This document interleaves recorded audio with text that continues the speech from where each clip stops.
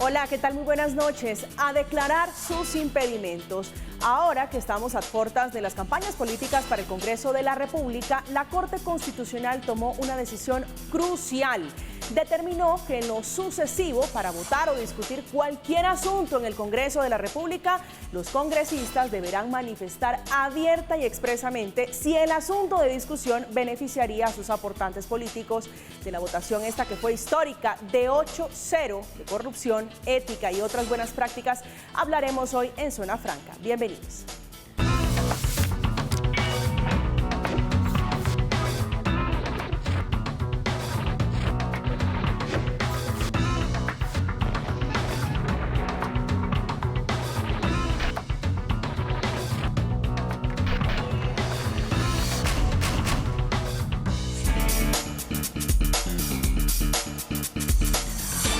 Dijo el alto tribunal, la Corte Constitucional, que como estaba planteada la norma no permitía hacer control a la transparencia, que es fundamental en la financiación de las campañas políticas de un determinado congresista, que deben, eso sí, únicamente estar al servicio del Estado, cumpliendo el rol constitucional y el mandato que les dieron sus electores. Pues nos acompaña a esta hora de la noche Andrés Hernández, él es director de Transparencia por Colombia y es profesional en Gobierno y Relaciones Internacionales de la Universidad Externado de Colombia, con estudios en el Instituto de Estudios Políticos de París y máster con Acción Política y Participación de Ciudadanía. Bienvenido a Zona Franca. Muchas gracias, María Camila, un gusto. Me quedo corta leyendo todos esos títulos. No, pero es un poquito de recorrido para venir a aportar en lo que se pueda. Tratando de hacerle justicia un poquito, también nos acompaña a esta hora de la noche Jessica Hoyos Morales, que trabaja en el colectivo de abogados José Alvear Restrepo. Jessica, usted es abogada, especialista en estos asuntos.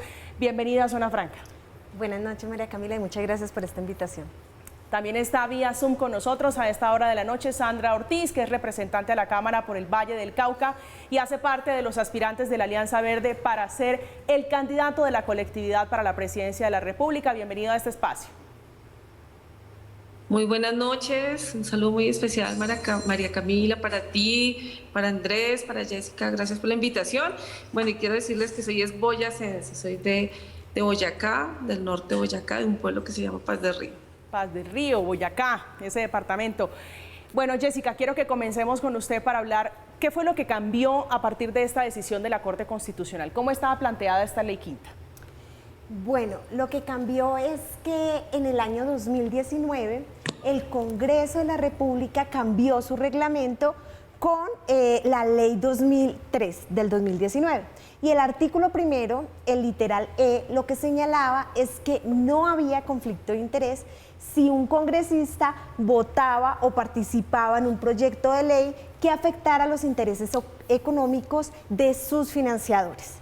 Con esta importante sentencia de la Corte Constitucional, lo que señala es que sí hay conflicto de interés, porque los congresistas están para servir a la ciudadanía, para servir al Estado, no para servir o beneficiar intereses económicos de algunos sectores que han financiado sus campañas electorales. Pero en su momento, con esa modificación que ustedes dicen, se hizo a esa ley, ¿cómo fue el contexto político en ese momento en el que se decide que eso no es un conflicto de interés para un congresista?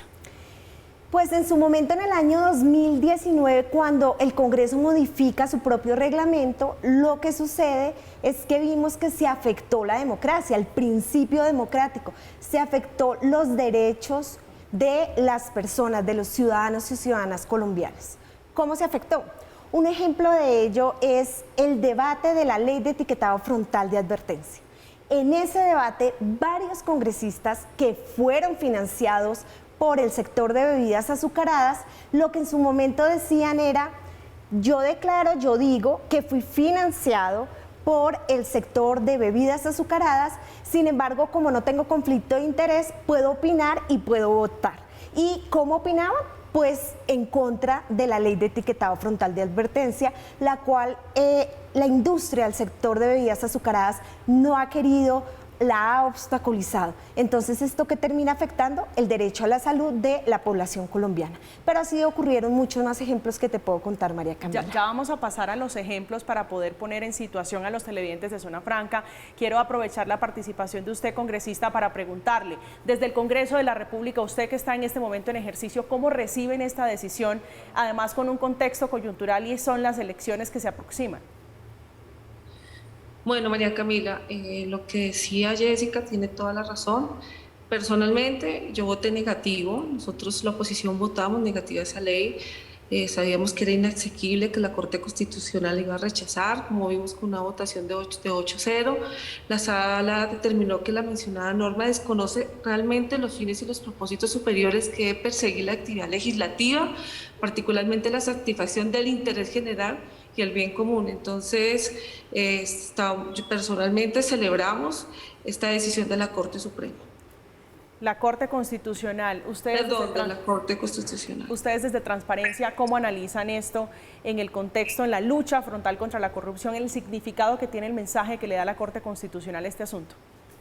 Pues arranco por decir que el mensaje de una votación 8-0 es completamente contundente. O sea, aquí hay una posición institucional clarísima al plantear que, como lo explicaba Jessica, sí existe un conflicto de interés cuando hay un miembro del Congreso que quiere participar en un debate que pueda afectar al sector económico que financió su campaña. Y creemos nosotros que este es un mensaje muy fuerte de apostarle a la transparencia y en particular a la divulgación y apertura de la discusión de conflictos de intereses. Recordemos que los conflictos de intereses no son malos per se, lo malo es que no se discuta abiertamente y bajo los procedimientos democráticos y transparentes que deben existir. De lo contrario, estamos ante un altísimo riesgo de corrupción que llevaría a un detrimento del interés general y por lo tanto favorecer unos intereses particulares. Andrés, decía Jessica hace unos instantes, la metodología que se venía utilizando para declarar estos impedimentos no era suficiente. Se lo pregunto como un ejercicio desde lo que usted viene haciendo en Transparencia por Colombia y es esa curaduría o esa veeduría a la legislatura tal vez de personas como los congresistas. Desde la normatividad existente en Colombia, desde la Ley Quinta, desde hace muchos años, existía de alguna manera un régimen para que los congresistas declararan su conflicto de interés. Pero digamos que este tema no había sido tan advertido, no se le había puesto tanta atención. Existe incluso por ahí la anécdota de que alguien le pidió a un congresista su declaración de conflicto de interés y sacó una servilleta, escribió algo y lo entregó a la secretaría del Senado, de la Cámara, no recuerdo exactamente cuál es, pero digamos de ese nivel de cinismo podría ser la falta de transparencia sobre los conflictos de interés. Yo creo que en Colombia hemos evolucionado, hemos avanzado. Por ejemplo, la ley 2013-2019 que ya plantea la apertura de la declaración de conflictos de interés para los representantes, funcionarios elegidos por voto popular, pues nos avanza muchísimo más. Pero esta decisión de la Corte realmente es como decir, esto es inaceptable. En democracia y en el Congreso esto es claramente un conflicto de interés y por lo tanto debe tener un trámite abierto y de cara hacia la ciudadanía que se tiene que resolver a través de un debate, que creo que ese es el otro punto clave de la decisión de la Corte, es decir, no simplemente no es conflicto de interés, sino que además se tiene que resolver de manera pública en un debate. Jessica, uno de los cuestionamientos tal vez principales o base de los opositores a esta demanda y a la decisión que tomó la Corte Constitucional es sobre las personas que financiaron, que deben ser también representadas en el Congreso de la República. ¿Qué consideraciones tienen ustedes sobre ese punto en particular, hablándole a la oposición?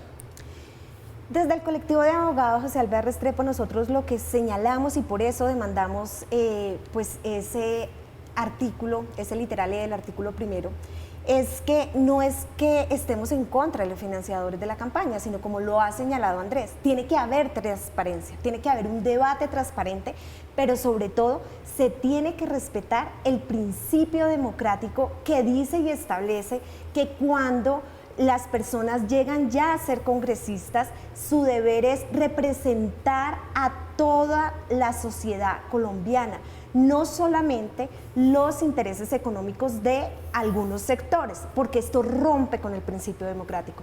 Incluso en la sentencia, que no la conocemos todavía completamente, pero el comunicado, que es muy bueno, la Corte dice, es que tal y como estaba establecido, ese literal E termina siendo engañoso para la sociedad. Engañoso porque dice que no había conflicto, sino afectaba sus intereses particulares. Y entonces en esa relación tan compleja que existe hoy en día en el Congreso, que esto es público, es una relación compleja en donde muchos congresistas pues terminan sirviendo o incluso Transparencia alguna vez lo dijo, se tiene la creencia que después de que es financiada una persona que llega al Congreso, entonces estos congresistas terminan debiendo favores a esos grandes financiadores. Y esto afecta, la ciudadanía tiene que entender que esto afecta nuestros derechos. Representante Ortiz, tal vez el planteamiento va ahora hacia la independencia, cómo se ve un poco viciada de ustedes como congresistas cuando son financiados, sin decir que sea mala la financiación de una empresa privada, pero cómo se ve viciado el juicio también de un congresista, de un senador, de un representante. Bueno, y como senadora, como lo mencionaba Andrés y lo mencionaba Jessica, digamos, nosotros debemos dar ejemplo de transparencia en el Congreso de la República.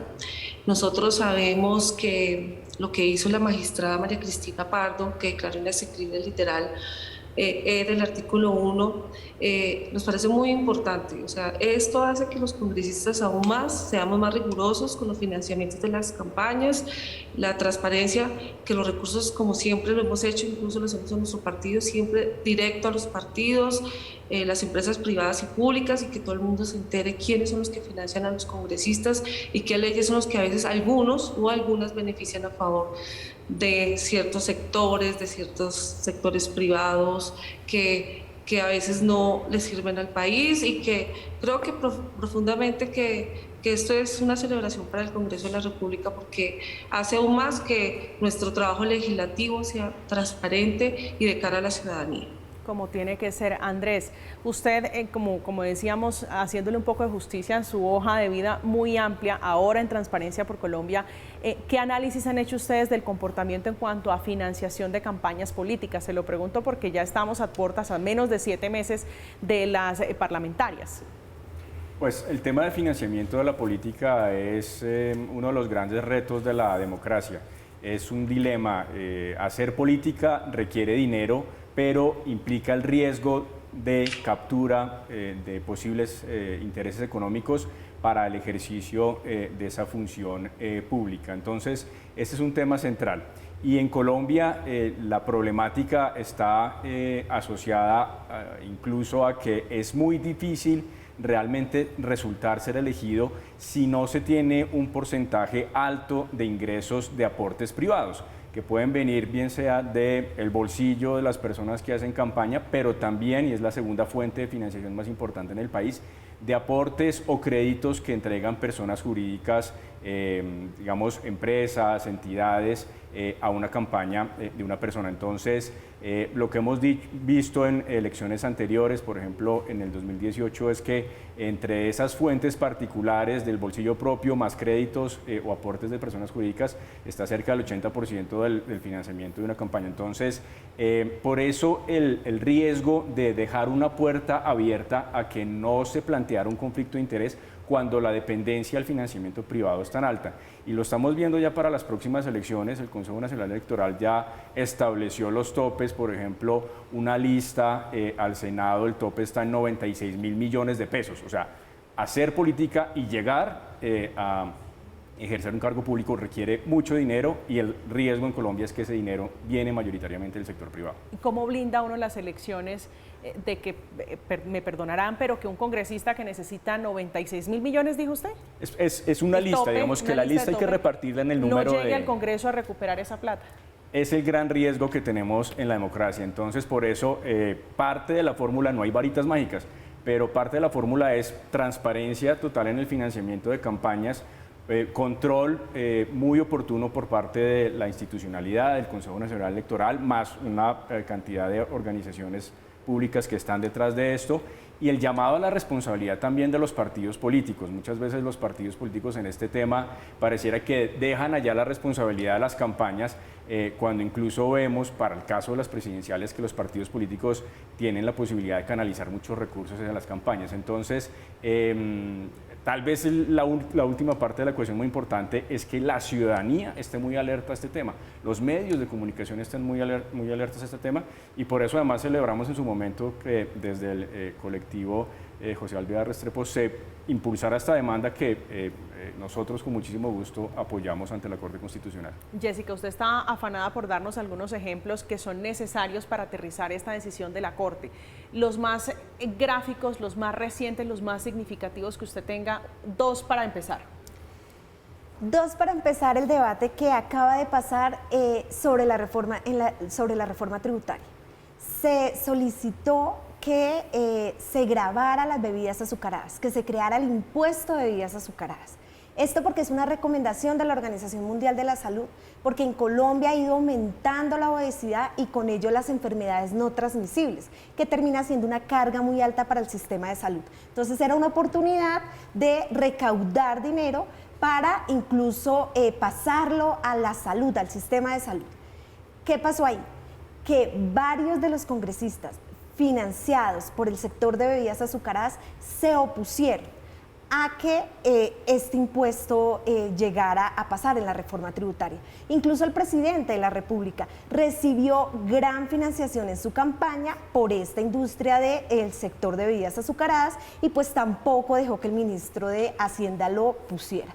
En las elecciones pasadas, incluso el ministro de Salud de esa época, del presidente Juan Manuel Santos, había impulsado el impuesto a las bebidas azucaradas. Cuando Iván Duque era senador, se opuso rotundamente, él siendo financiado por la industria de bebidas azucaradas. Entonces, esto es un ejemplo, pero tenemos ejemplos en otros sectores, lo que ha pasado con el fracking, lo que pasó en su momento con la ley del asbesto, o sea, 8 años para que finalmente se aprobara acá en Colombia que se prohíba el uso del asbesto porque hace daño. Entonces, tenemos muchos ejemplos de cómo esta decisión es muy oportuna en este momento y repetimos y celebramos esta decisión, este 8-0, que la Corte Constitucional haya declarado inexequible y sobre todo que haya incluso advertido que en cada caso se debe estudiar, porque si no se declara el conflicto de interés, pues entonces se tiene que ver la posibilidad de una demanda de pérdida de investidura. Ya vamos para allá, no se me adelante que quiero preguntarle por las consecuencias, pero deme una tregua porque quiero preguntarle a la representante que me asalta la duda representante, sobre el votante, sobre la persona que elige, si ustedes lo analizan desde esa perspectiva. Si un congresista, si llámese senador, llámese representante, resulta que se inhabilita, que declara su conflicto de interés, ¿se podría pensar que quienes lo eligen quedan sin representación en el Congreso? Bueno, María Camila, soy senadora del Partido Verde, soy vicepresidente de la Comisión Quinta. Quiero decirles algo. Frente a lo que ustedes están hablando, quiero contarles algo de verdad y con el corazón. Los que hacemos política con transparencia, no es fácil hacer política en este país. Una cosa es hacer política en Bogotá, en las grandes ciudades, otra cosa es hacer política en los territorios. Sí, obvio que es muy costoso porque yo quiero que ustedes se pongan en el escenario de cualquier candidato, que no sea Sandra Ortiz, cualquiera que quiera aspirar ahorita al Congreso de la República lo puede hacer. Cualquier colombiano o colombiana puede entrar en este escenario político y los partidos son abiertos, generosos para que todos ingresemos, pero es muy costoso hacer política. Y sí es importante que el sector privado apoye, sí es importante porque una campaña es costosa. ¿Cuáles son los gastos de una campaña? Y le voy a hablar de los 3 meses de campaña que más o menos tenemos todos. El desplazamiento que nosotros tenemos lo que gastamos en conductor, un asistente, gasolina, abrir sedes, porque toca tener una persona en cada ciudad. Digamos, yo soy de Boyacá, por lo menos en las principales ciudades hay que abrir una sede para que la gente esté ahí, ofrecer un refrigerio en una de las reuniones. Yo tenía entre 5 o 6 reuniones, aquí se los cuento, era de mojicón y gaseosa y mantecadas, y eso que me hacían promoción allá en Tunja, una señora que me colaboraba. Y es muy costoso hacer política. El último día la gente del sector rural no baja si uno no les envía el transporte, no baja y por lo menos uno les ofrece el almuerzo. La gente no baja a votar. Hay que cambiar esa cultura, ese chip, especialmente en los territorios, y eso es muy costoso. ¿Por qué es tan costoso, senadora, hacer política en Colombia? Pareciera que es una práctica inherente, como dijo alguna vez alguien, al ser humano. Lo que pasa es que en los territorios la gente es muy pobre. Un campesino para poder bajar a votar un día, para poder bajar a votar tiene que pagar entre 5.000 y 7.000 pesos. Y hoy hay hombres y mujeres en el sector rural que en el día no ganan sino apenas 5.000 y 6.000 pesos. Entonces, eso es muy difícil, hay que enviarles el transporte. Por eso yo creo que el Estado, el gobierno tiene que garantizar, por lo menos, cuando hablaban en algún momento que el voto fuera obligatorio, para que eso sea, para que lleguemos a ese momento hay que pensar en los territorios, en nuestros campesinos. Ellos no van a bajar cuando tienen muchas necesidades, cuando aguantan hambre, cuando no tienen ni siquiera para pagar un transporte. En mi departamento y en muchos municipios y en la zona rural hay gente que todavía baja a caballo a los municipios, a los pueblos. Las vías son muy malas, el transporte, digamos en Paz de Río. Les voy a dar un ejemplo solo en mi pueblo. En mi pueblo, el día de elecciones solamente hay 4 carros para traer a la gente. Ese día, para uno traer a la gente, primero a nosotros los políticos nos suben o nos triplican las tarifas. Y bajar a la gente, la única forma es ir a recogerlos a sus casas, en veredas donde los territorios y la situación geográfica es diversa, diferente y es muy costoso. Entonces, es muy difícil hacer política en los territorios. En las ciudades es mucho más fácil porque existe el voto de opinión, porque es muy fácil el transporte, porque es muy fácil el acceso al transporte. En los territorios no. Y sí es costoso hacer política. Yo le voy a contar cómo es un día mío. ¿Cuál es la fórmula, digamos, usted que ha hecho política, que conoce un departamento, pues su departamento, Boyacá, cuál es la fórmula o la fórmula ideal para hacer política? Bueno, para hacer política y la forma más transparente como nosotros lo hemos manejado es que definitivamente el Estado, a través de los alcaldes, de sus gobernantes, ayuden a facilitar los medios a nuestros campesinos, especialmente la gente del sector rural, porque Colombia vive en la ruralidad en un porcentaje altísimo. Entonces, por eso la abstención en Colombia es altísima, porque no es que la gente no quiera votar, es que no tiene cómo hacerlo. Entonces el gobierno tiene que facilitarlo.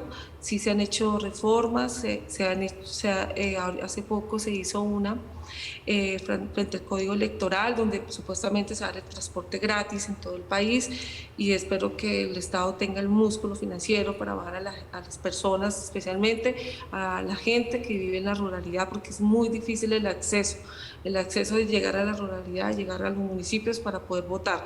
Eso pasa en los territorios, y en los territorios sí es costoso por eso, y es muy costoso armar una estructura política, es muy costoso.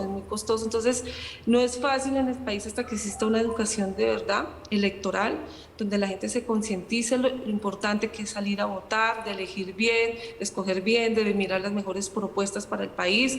Si no, la gente se va a hacer ahorita en una situación de hambre. Incluso yo creo que las próximas elecciones, quienes van a ser los grandes ganadores van a ser las grandes, poderosas estructuras políticas de Colombia en las regiones, porque ellos son los que van a invertir los recursos para que la gente baje, para que la gente vote, y son los que van a hacer ese escenario como lo van a ver como una fortaleza electoral. En cambio, en las grandes ciudades como Bogotá, Medellín, ¿sí? Son ciudades que es mucho más fácil hacer política, porque sí existe el voto de opinión. En las regiones no. Hay 2 realidades en Colombia: el voto de opinión que existe en las grandes ciudades y el voto que existe en los territorios, que toca prácticamente bajar a la gente y pedirles el favor que vote por la persona que ellos deseen con las mejores propuestas, pero eso lo tiene que hacer el Estado a través de los alcaldes para que reduzcan esos costos, porque sí es costoso hacer política, es muy costoso. Yo no tengo estructuras políticas y yo les digo, mis campañas así con las uñas igual siguen siendo costosas. Entonces, claro, para que nosotros también revisemos y analicemos, y ojalá que ustedes también entren en el escenario político para que sientan la realidad, porque una cosa es lo que hablamos y otra cosa es lo que pasa ya en el escenario y en los territorios, y la realidad que pasa en Colombia. La realidad política, la política colombiana, Colombia a puertas de unas elecciones para elegir Congreso y para elegir presidente. Esto es Zona Franca, vamos a hacer una pequeña pausa, ya regresamos.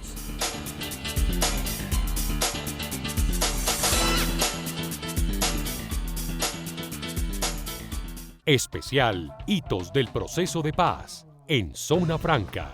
A 5 años de la firma del histórico acuerdo de paz entre el Estado colombiano y las FARC, analizaremos los momentos clave del pacto, la dejación de armas, la firma de la paz, la derrota del plebiscito y mucho más. Zona Franca, de lunes a viernes, a las 9 de la noche. Red Más. Estamos de vuelta en Zona Franca hablando de una histórica decisión de la Corte Constitucional que le puso freno a los impedimentos, las inhabilidades que podrían tener o conflicto de intereses de los congresistas para votar, discutir asuntos o proyectos que beneficiarían eventualmente a sus financiadores de campaña. Andrés, estábamos escuchando a la senadora Sandra, tal vez para responderle a ella la fórmula sobre la que se tendría que hacer política partiendo de esta decisión en lo sucesivo, la fórmula para financiar las campañas políticas. Le preguntaba en la pausa si el Estado colombiano debería ser el principal, si no el único, financiador de campañas políticas. De acuerdo.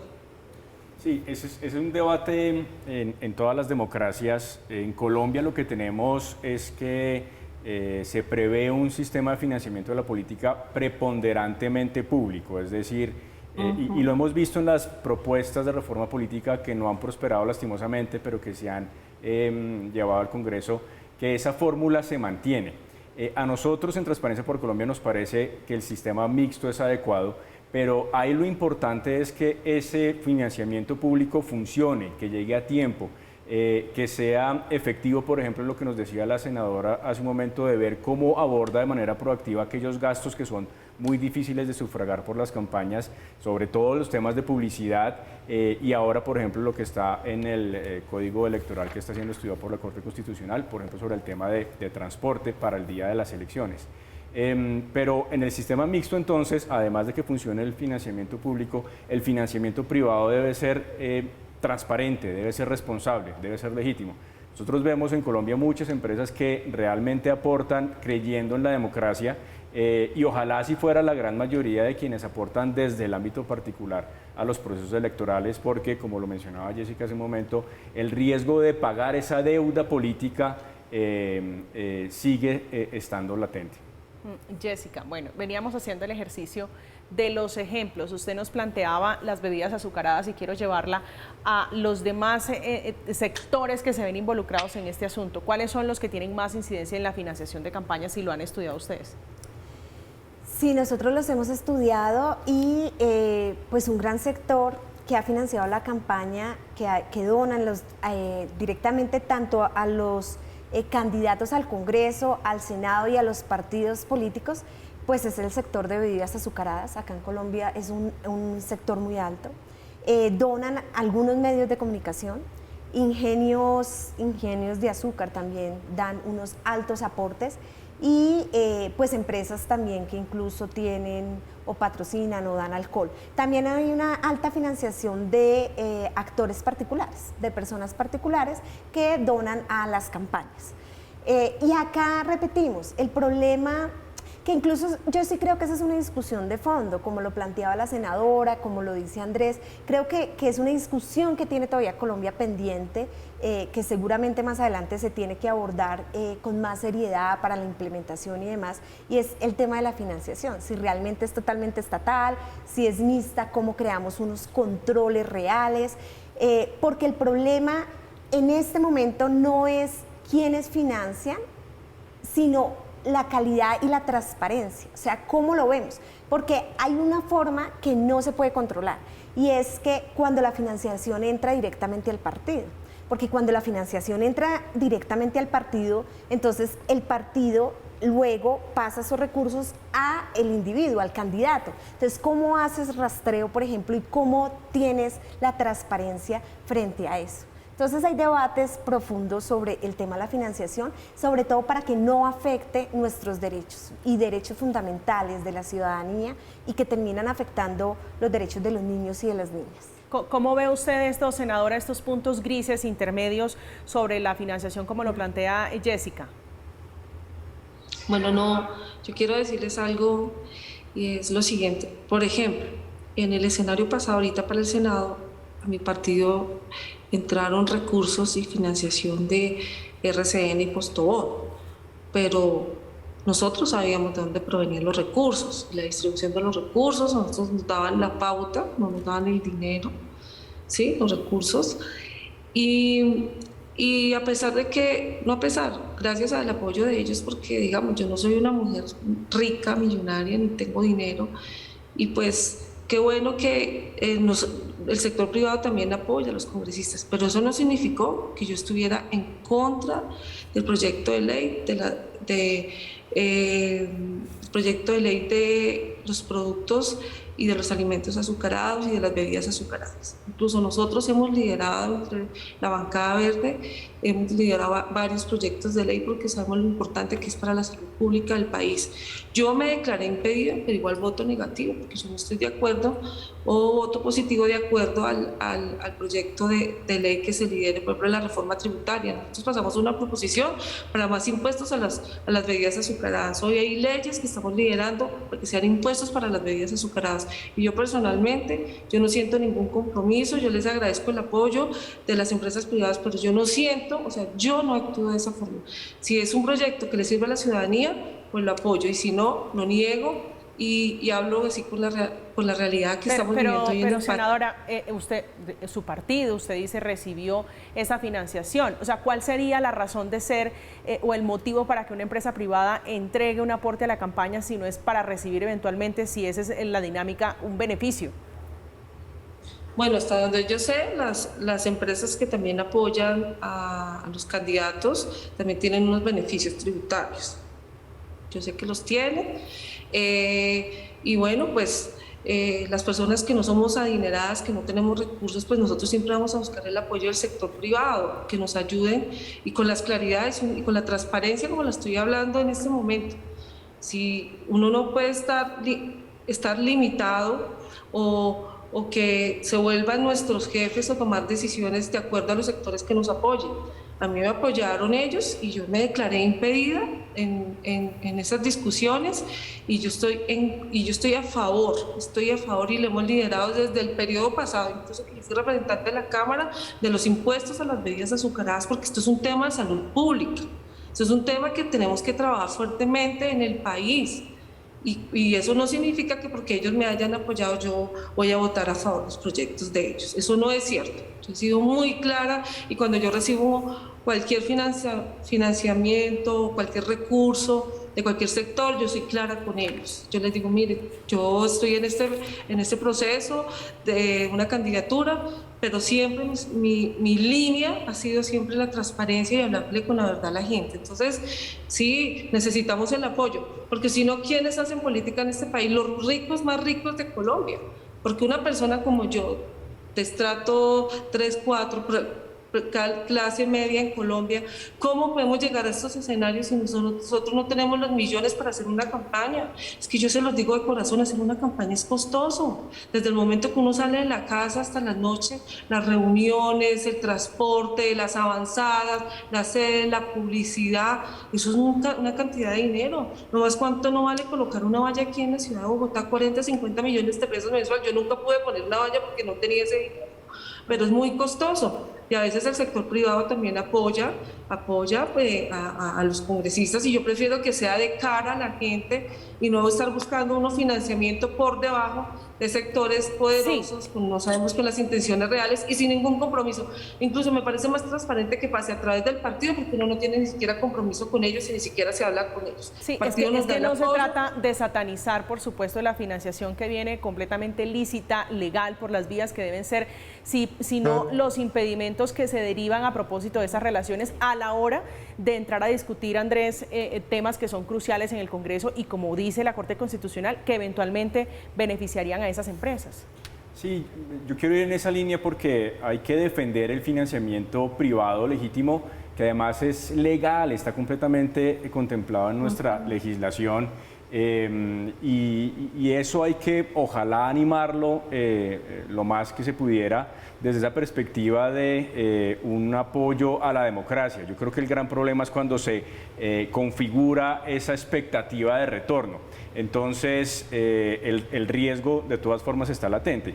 Y ese riesgo, por ejemplo, lo hemos detectado nosotros en algunos análisis En el año 2016 teníamos un trabajo con la Universidad Externado de Colombia y logramos identificar a través de encuestas con empresarios que más del 50% de los empresarios consideraban el financiamiento de la política como una forma de soborno.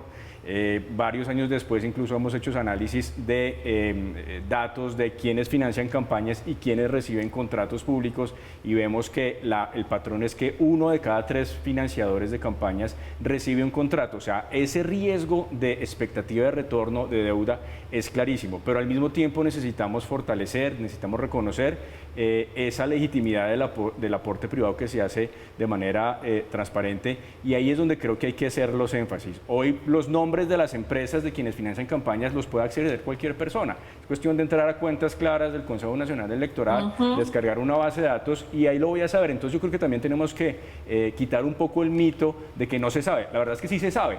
A eso es que tenemos que avanzar y eso es lo que nos pone de plano la Corte Constitucional. La información está y la información la tenemos que verificar para que de nuevo la democracia no quede capturada por intereses particulares. Y María Camila, adelante, si me permites, yo creo que la ciudadanía tiene que tener además claro que acá el colectivo de abogados nunca demandó que no hubiese financiación privada. Nosotros no demandamos eso.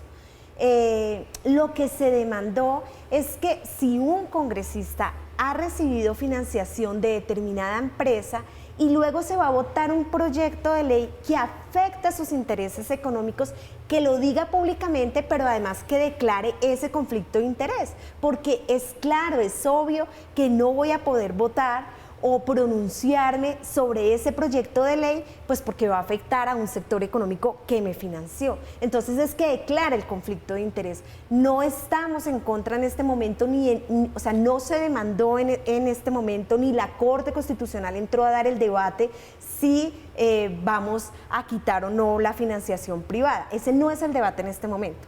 El debate es declares en conflicto de interés. Sobre la transparencia. Sobre la transparencia y declara el conflicto de interés, porque mira, María Camila, si no se declara, pues es el riesgo de que el congresista legisle para un sector económico pequeño, o sea, un sector económico grande, pero termina siendo un sector pequeño de la población colombiana, no legisla para todos y para todas, como es el deber constitucional. Jessica, en este momento, para aterrizarlo un poquito, usted dice, es manifestar el conflicto de interés, hacerlo público y es no votar. ¿Así quedó estipulado por la Corte? Es no participar del debate.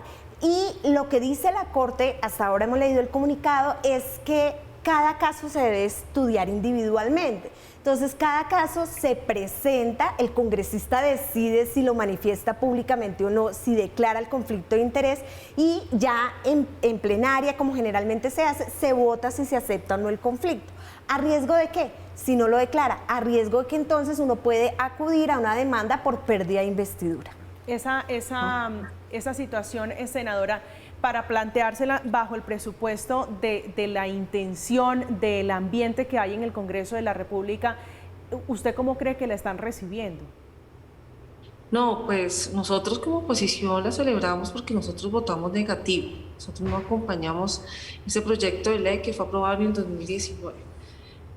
Para nada, pero hoy nosotros pasamos impedimentos y declaramos nuestros conflictos de intereses también en la Secretaría General cuando nos posicionamos desde el primer día, hacemos una declaración de conflicto de intereses y también siempre, yo siempre lo he manifestado, yo siempre que cuando, digamos, hay leyes que si alguno de las empresas privadas que me han acompañado, yo me declaro impedida, siempre por la declaratoria, porque es transparente. Y créanme que yo he votado en contra, incluso de varias empresas que me han financiado, que son del sector privado, ¿pero por qué? Porque no está a favor de la ciudadanía o porque no está a favor de la gente. Y ninguna de las empresas a mí me han llamado o me han hecho una reunión aparte diciendo es que yo usted la apoye, entonces usted tiene que votar a favor de ese proyecto. Jamás me han hecho un requerimiento, jamás he tenido que pasar por eso. Entonces, por eso yo lo hablo con toda la transparencia. En este momento yo creo que el Congreso, la gran mayoría, o por lo menos nosotros como oposición, recibimos muy bien que la Corte Constitucional haya votado en contra de esa ley porque no es transparente hacia la ciudadanía y hay que ponerle la cara, hay que cambiar la política en Colombia y nosotros no podemos legislar para beneficiarnos o simplemente por algún tipo de interés personal político que termina haciéndole daño especialmente al pueblo, el pueblo colombiano y a nuestros votantes que son los que nos eligen. Entonces, no, nosotros estamos de acuerdo y yo estoy segura que la oposición, el 99% de la oposición, porque ese 1% para ver que alguien no esté molesto con esto, pero estoy segura que el 99% de la oposición estamos celebrando que hoy la Corte Constitucional haya negado esta ley, la haya tumbado, que sea inasequible, porque eso es un mensaje muy importante para el país y también para el Congreso. Andrés, usted es un hombre de cifras, de estadísticas, de datos. Nos venía dando datos del 2016, 50%, me corrige, de los encuestados, 50, más 51, del 50%. Decían que se sentían un poco constreñidos como a manera de soborno con esos aportes. ¿Qué otros indicadores tiene usted para hablar y aterrizar este tema de campañas?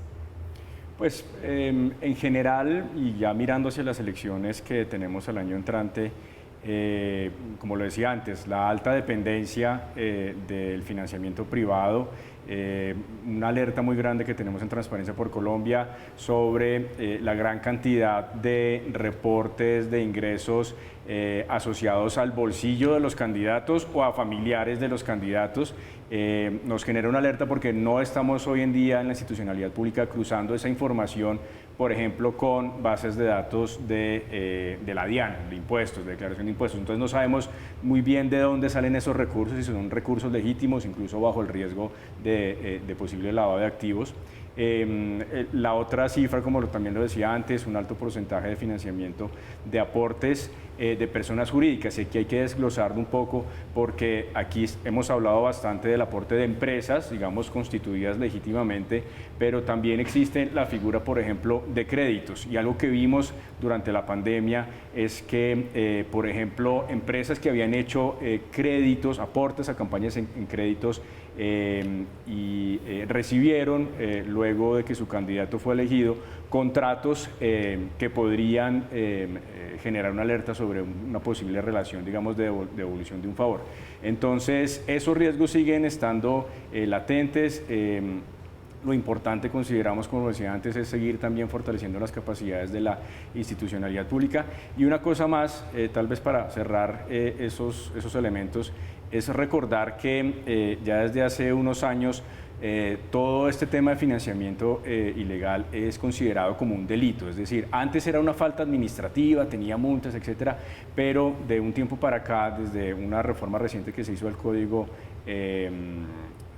Penal, ya estamos hablando de una responsabilidad penal de quienes incurren en, por ejemplo, violación de topes, en no reportar fuentes de aportes y, por supuesto, el financiamiento ilegal. Entonces, esperamos que con esas alertas, esas herramientas, ojalá en las siguientes elecciones veamos una política un poco más limpia. Ojalá una política, una contienda mucho más limpia. Estamos en Zona Franca, vamos a hacer una pequeña pausa. Estamos hablando de las elecciones, de cómo blindarlas, de cómo garantizar esa transparencia necesaria en un proceso democrático tan importante como son las elecciones parlamentarias, la de los congresistas. Ya regresamos.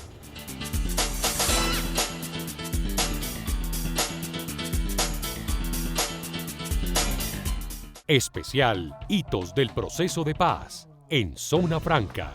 A 5 años de la firma del histórico acuerdo de paz entre el Estado colombiano y las FARC, analizaremos los momentos clave del pacto, la dejación de armas, la firma de la paz, la derrota del plebiscito y mucho más. Zona Franca, de lunes a viernes, a las 9 de la noche. Red Más.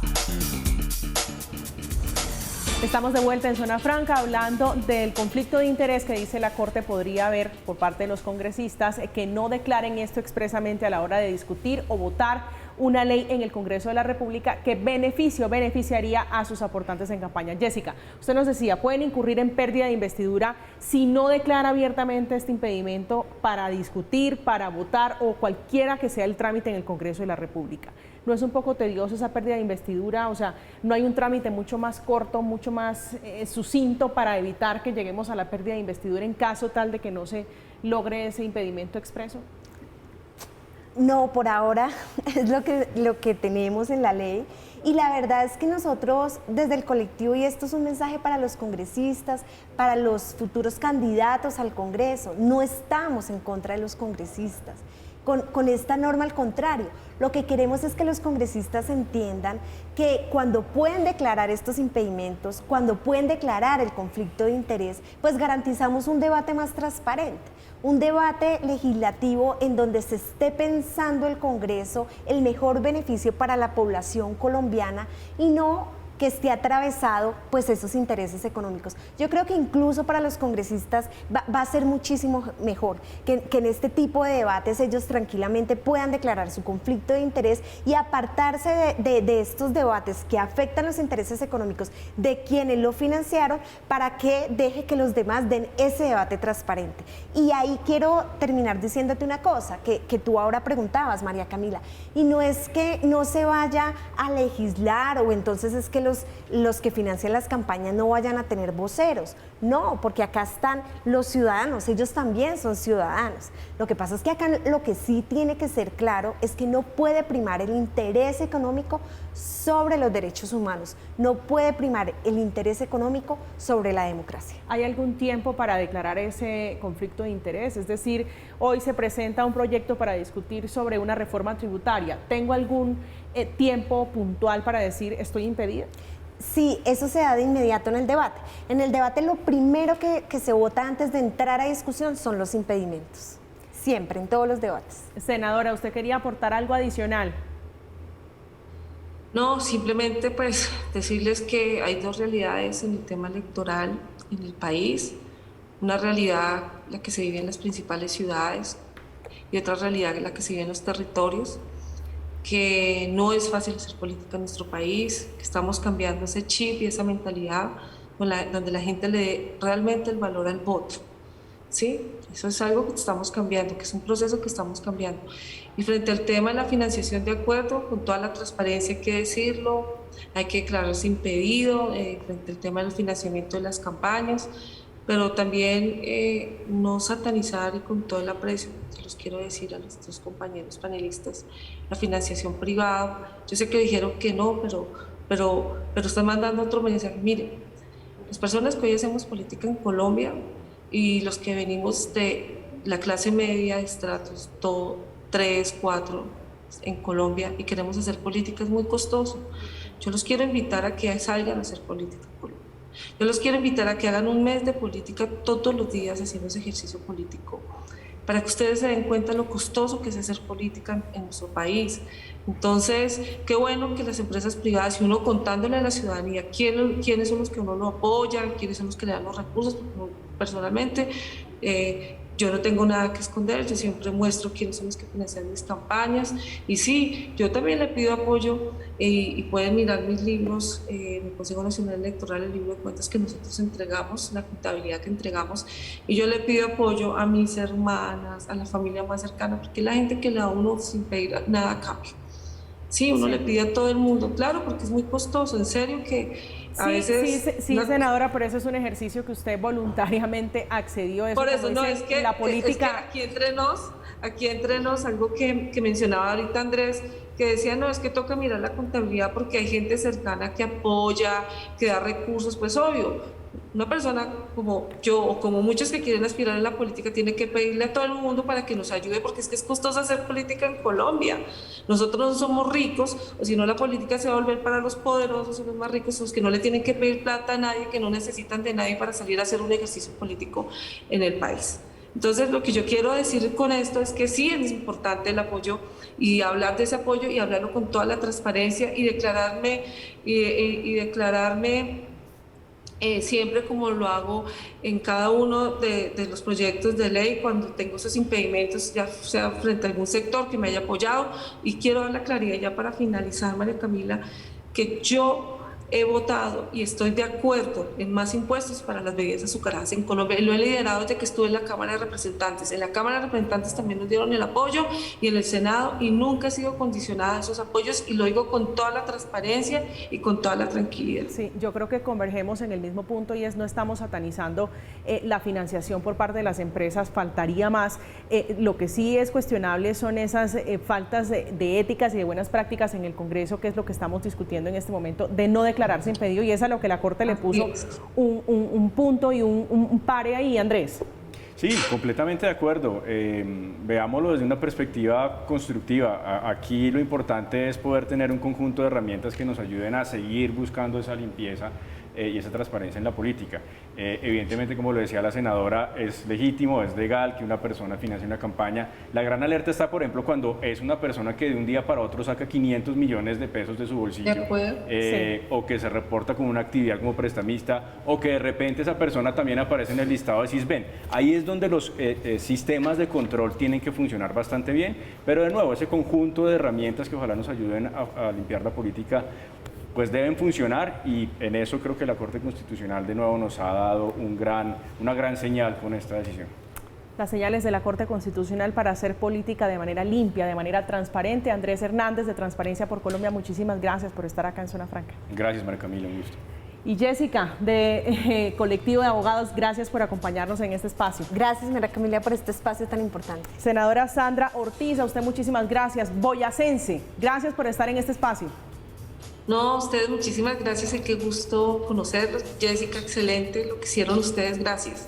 Gracias de verdad, porque nos dieron la razón a la oposición, y gracias a Andrés y María Camila, un gusto compartir con ustedes en Zona Franca y a todas las personas que nos ven en este momento. A ustedes, como siempre, muchísimas gracias por la sintonía. Nos vemos en una próxima oportunidad. Los dejamos en compañía de la programación habitual de Red Más. Feliz resto de noche para todos.